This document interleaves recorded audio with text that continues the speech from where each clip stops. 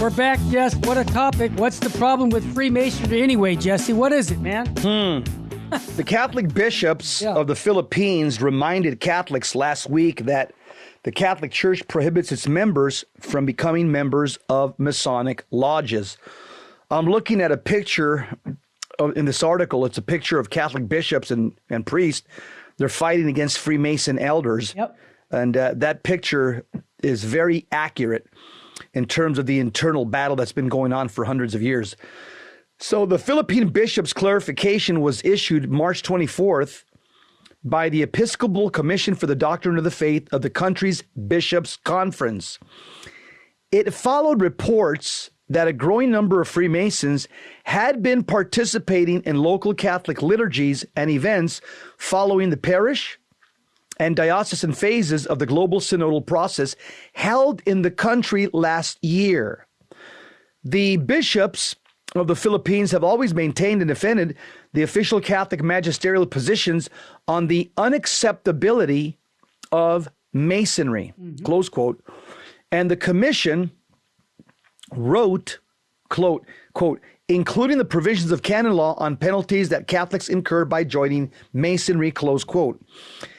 The clarification explained that the country's bishops had in previous decades asked for the Vatican to clarify the position of the church regarding Freemasonry, undertaken an extensive dialogue with the local Grand Lodge, and even petitioned for an exemption from the universal canonical penalties imposed on Catholics becoming Masons. But the commission reiterated those efforts have always been denied, and the church's official position still stood. The bishops also noted that while the local hierarchy has always shown openness in the exercise of pastoral circumspection towards Catholics who may have unwittingly, in good faith, sought membership in Masonic associations with the best of intentions, there has never been any doubt about Freemasonry's serious errors, both in doctrine, philosophical tenets, and practices. But what exactly is the church's problem with Freemasonry? And does the church really still have laws against it? From there, Masonic lodges started popping up all over the place. In the beginning, Catholics joined too. Francis I of Austria was even a patron, since the church hadn't said anything about it one way or another. That changed in 1738 when Pope Clement XII banned Freemasonry as promoting religious indifferentism. The idea that it doesn't matter what you believe about God as long as you're a good Mason, because everyone in the lodge was serving a higher notion of natural virtue. From Pope Clement until the promulgation of the first Universal Code of Canon Law in 1917, eight popes issued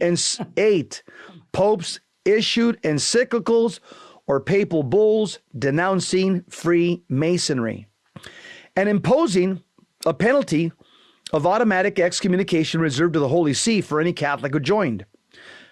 During those centuries, a lot changed between the church and the Freemasons. But a lot of what the church said about why Catholics couldn't join stayed the same.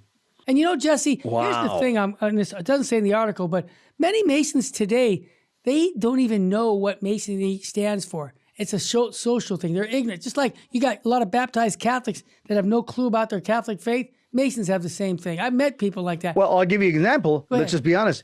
It's like a lot of Knights of Columbus there you go. Don't know the first thing about the Catholic faith. Good analogy. It's a good old boys club, yeah. But in what would eventually become Italy, the Masonic lodges of the Carbonari, that means charcoal merchants, operated as revolutionary cells against the papal states and other governments. That's a fact. And engaged in acts of what we today pretty easily label terrorism. Indeed, the architects of the modern nation state of Italy, the mercenary Giuseppe Garibaldi and Victor Emmanuel, who became the first king of Italy, were both Masons. That's a fact. Garibaldi himself founded the Italian Grand Orient Lodge and served as a Grand Master for several years, while the church absolutely condemned violent revolutions and warned that secret societies fomented such things. Popes continued to ban Freemasonry primarily because of its philosophy, not its politics.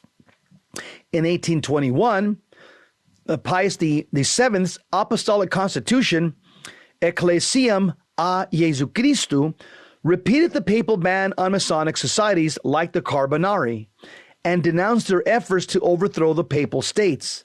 But the Pope was also clear.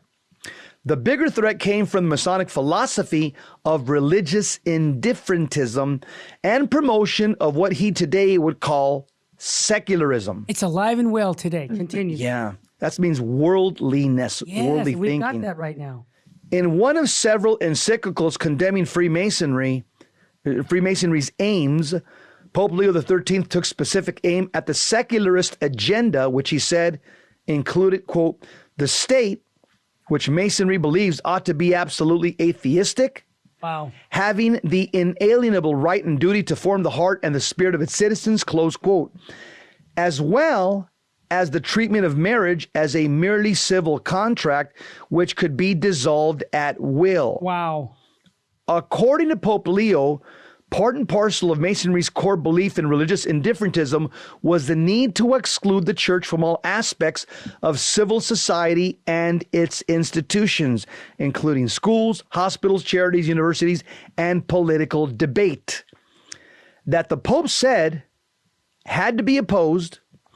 Meanwhile, in America, Masonic lodges openly opposed the opening of Catholic schools, the election of Catholics to public office, and in some cases, jointly endorsed anti-Catholic candidates and legislation along with local branches of the Ku Klux Klan, including into the 20th century. Wow. Terry? Jess, before we go on, we're going to take a quick break, but I want to, this is just the facts, man. Jesse, remember Sergeant Friday? Yeah, we grew up on that. Just the facts, man. This is the facts on Freemasonry, and I think that this show will demonstrate to you that you cannot be a Mason and a Catholic. And if you are listening and you're a Mason, please get out.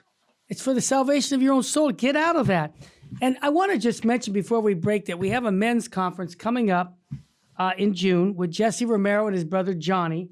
And, it's right on our website at vmpr.org. I got to tell you, these two guys, when I say two guys, two brothers, they're like sons of thunder. I mean, They've been preaching the gospel. They're on the same page. Jess, why don't you tell us a little bit about what you and Johnny are going to do in June for the men's conference? I tell people that my brother Johnny and myself at the men's conference will be doing a tag team like wrestling. Yeah. We're the original Sons of Thunder after the apostles. And what you're going to hear inspirational, orthodox, full contact Catholicism in a very manly way. Johnny and me are going to turn the Sacred Heart Chapel, the historic Sacred Heart Chapel, into the Lord's Gym that day. Yep. And we're going to give you straight talk, high information, blue collar, no spin Catholicism that's going to give you the tools that you need so that you can be the Saint Joseph of your house and the Saint Joseph to your wife, Terry. And Jesse, I want people to know it's the 17th of June. Go to vmpr.org and sign up. I've had priests who tell me, I'm a Freemason. And in my lifetime, I say, Father, you can't do that. Oh, yeah, it's okay now.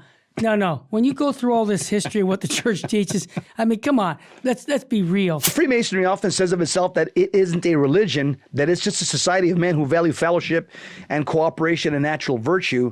Whatever their different religions may be, actually, though, modern Masonry's chief architect, here it is, James Anderson, defined it in his 1728 Masonic Constitution as, quote, that religion in which all men agree, close quote.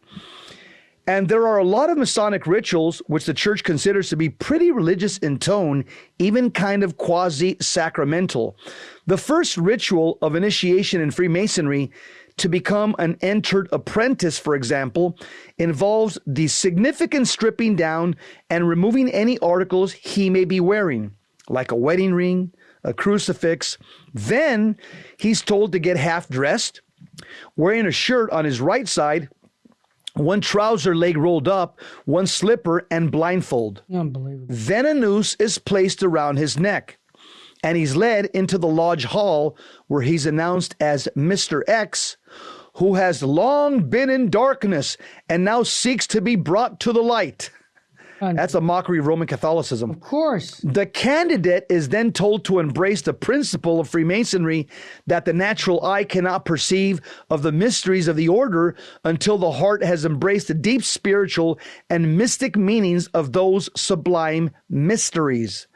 For his part, the aspiring apprentice also affirms that he's in search of the light, which only Masonry can give him.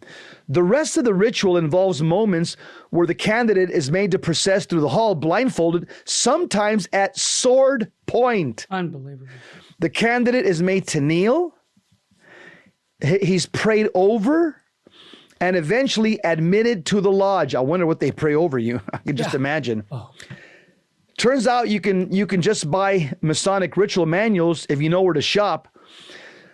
Sounds pretty normal so far. Well, the church, including 8 popes, thought that this ritual represents a quasi renunciation of the faith for a Catholic, a sort of apostasy. You can see why. Sure. Yeah, total defection from the faith, or at least heresy against the graces of a person's baptism and against the church as the minister of salvation. Yeah, Terry, that ritual that we just shared, it's a complete denial of what the church teaches in terms of how you're incorporated into the body of Christ. Yeah. Jesse, if I could just jump in and say a story to put some meat on this. I was in a Franciscan monastery in the late 70s. St. Maximilian Kolbe was our patron saint. And he had a lot to say about Freemasonry. As a matter of fact, he started the Knights of Immaculata because of the Freemason in 1917 in Rome as a seminarian. But I remember this, Jesse, that in class, we would pray this prayer, O Mary conceived without sin, pray for us who have recourse to thee, especially enemies of Holy Church, especially the Freemasons. And then during that summer of 1979, word came from the boss, whoever the boss was, we're not going to name the Freemasons because it's just not politically correct anymore. Because I asked the question, raised my hand, I said, wait a minute. St. Maximilian Kolbe told us to pray it with the Freemasons by name. Why aren't we doing it? Well, they said it's just, we're trying to not be confrontational.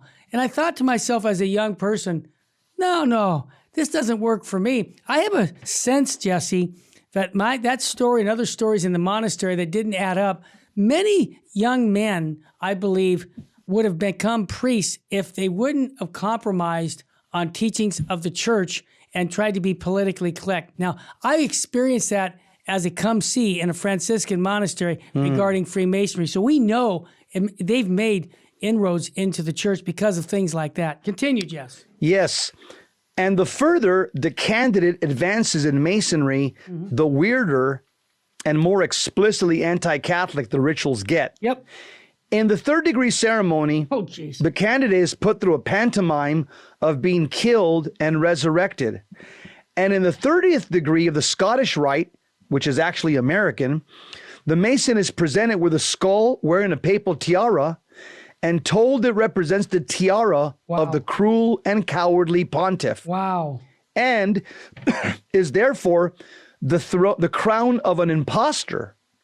At one point in the ritual, a senior Mason stabs the skull with a dagger while the candidate yells, "Down with impostor, down with crime," before stomping on it, stomping on the papal tiara. As it happens, the church thinks doing that sort of thing is bad for a Catholic. You think? Hey, Jesse, you know what's so funny about these things? Yeah. In the modern church today, you can read this and certain people are going to go, oh, come on, get over it. Don't be so sensitive.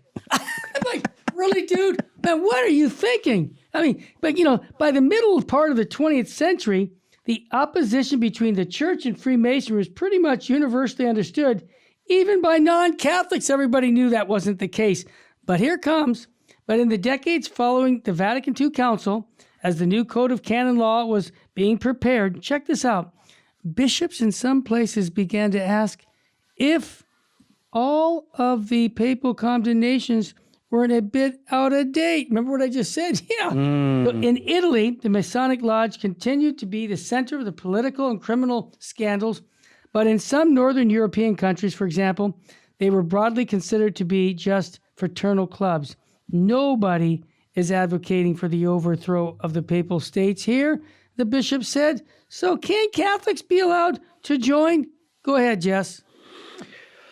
Indeed, one of the reasons bishops in different places like the Philippines ask Just recently. and are asked, if there's really still a problem. Yep. Freemasonry is that people tend to filter their questions through the lens of Catholic conspiracy theories.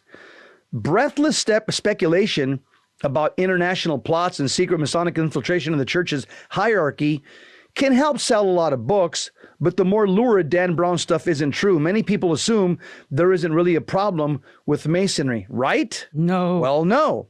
Yeah, just read Father Murr's book. Yeah. In the 1970s, the bishops of Germany engaged in a 6-year dialogue with local Masonic leaders to examine if there was any reason why Catholics shouldn't be allowed to join.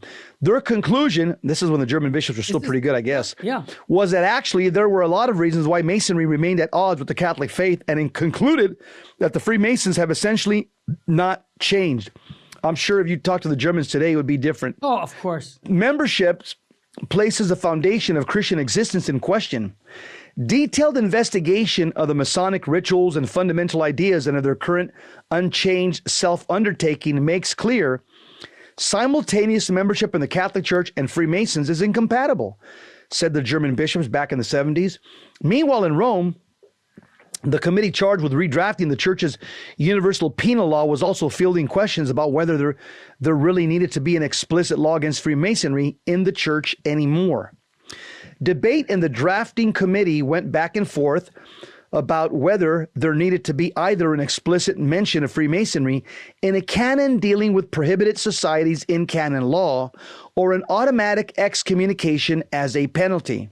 But while the final version decided to include neither, it wasn't because the church's opinion about Freemasonry had changed. On the contrary, the minutes and notes of the drafting committee record that the cardinals were concerned that mentioning Freemasons by name would give people too narrow of an impression on the ban on societies which plot against the church. They actually worried people wouldn't know how to apply the law broadly enough to include, as Cardinal Felici put it, all those associations which are against the faith, against the doctrine of the church, close quote. But when the new code was promulgated in 1983, without any explicit mention of Freemasonry in the new canon, 1374, and without automatic excommunication attached, a lot of people assumed things had changed, even though they hadn't. Yes, let me jump in real quick. Father Murr makes the point that Cardinal Gagnon was asked by Paul VI in 1975 to do a 3-year study on the Freemasonry inside the Curia. In other words, inside the church. And he did that. And I want you to get his book. It'll tell you how he came out was, yes, the Freemasons have infiltrated the church. Let's keep going, Jess.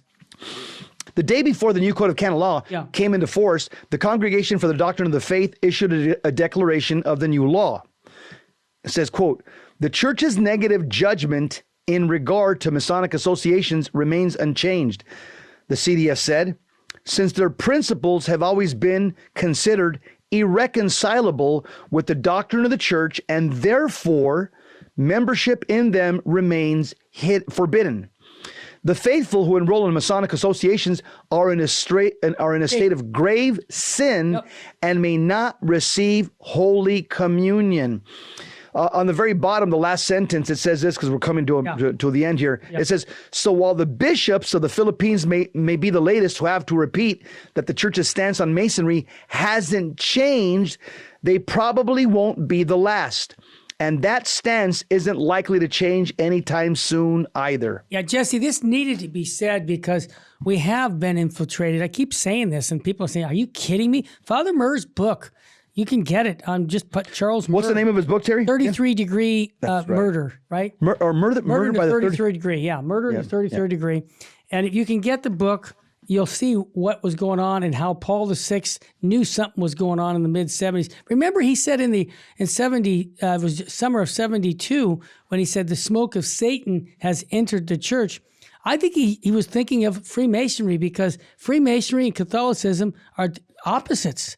And when this 3-year study came to fruition, Paul VI had died in the summer of 78.